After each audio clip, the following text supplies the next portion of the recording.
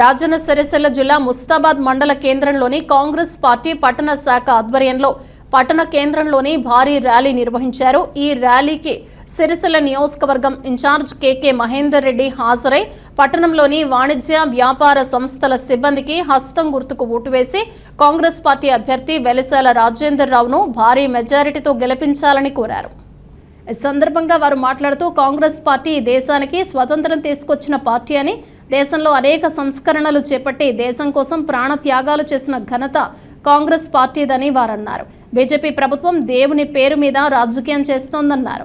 ఈ కార్యక్రమంలో Congress party parliament ఎన్నికల co in charge Kanakameni Chakradhar Reddy, ZPTC Gundam Narsaiah, పట్టణ అధ్యక్షులు గజ్జల రాజు, మాజీ ZPTC Merugu Yadagiri Goud, single window chairman Annam Rajender Reddy, MPTC Srinivasa, single window director Gadicherla Ramachandram, Ditti Narasimhulu, Congress party జిల్లా నాయకులు, మండల నాయకులు, గ్రామ శాఖ అధ్యక్షులు, కార్యదర్శులు తదితరులు పాల్గొన్నారు. మీదైనా ఇలా మేము అప్పులు తెచ్చుకుంటూ వస్తున్నాం. ఇలా నీ యొక్క అక్రమ అవినీతి పరిపాలన ద్వారా ఈ రాష్ట్రాన్ని దోచుకున్నప్పటికీ కూడా తెలంగాణ ప్రజలకు అండగా ఉండాలి. తల్లి సోనియా గాంధీ గారు మాట ఇచ్చింది కాబట్టి రేవంత్ రెడ్డి గారి అందరూ ఎంతో దృఢమైన దీక్షతో ముందుకు పోతున్న సంగతి మీ అందరు కూడా తెలుసు. నిన్న కేసీఆర్ వచ్చినప్పుడు ఏం మాట్లాడిండా అంటే అలా ఎటువంటి పసలేదు. ఆయన ఇవాళ బీఆర్ఎస్ పార్టీ బీజేపీకి తాకట్టు పెట్టినట్టే మాట్లాడిండా. ఇవాళ బీఆర్ఎస్ పార్టీ బీజేపీ పార్టీ రెండు కూడా గల్లీలో కుస్తీ పడతాయి, ఢిల్లీలో దోస్తీ చేస్తాయి.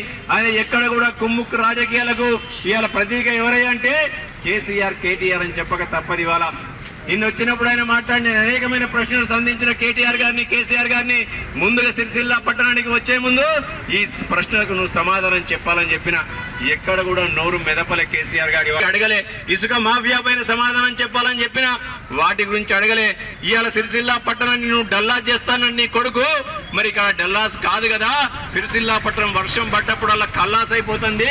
చేతి గుర్తు పైన ఓటేసి ఈ రాష్ట్ర భవిష్యత్తును మార్చిండ్రు. అదే మాదిరిగా మే 13వ తారీఖున చేతి గుర్తు పైన ఓటు వేసి వెలిశాల రాజేందర్ రావు గారిని గెలిపించి ఈ కరీంనగర్ పార్లమెంటు స్థానం నుంచి మన దేశ భవిష్యత్తును మార్చడానికి మనం పునాది వేయాలని ఆశిస్తూ